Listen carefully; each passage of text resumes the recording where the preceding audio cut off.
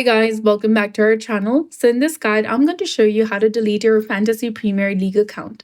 So for that, open your Fantasy Premier League application on your device, or you can also use a web browser if you want. Then after, click on the More icon from the bottom right corner, or directly go to My PL Settings option.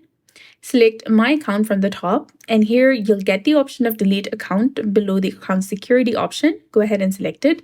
Then select Continue, and this will open a web browser. Here in this page, you need to go ahead and click on Continue again.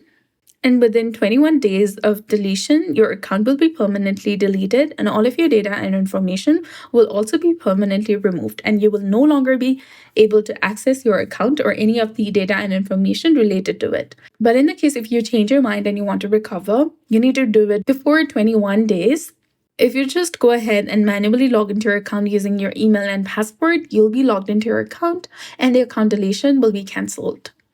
But if you're sure that you want to delete it, click on confirm and you'll be done. So that's it. I hope you found this video helpful. If you did, please like, share, and subscribe. Thanks for watching. We'll see you again in the next one.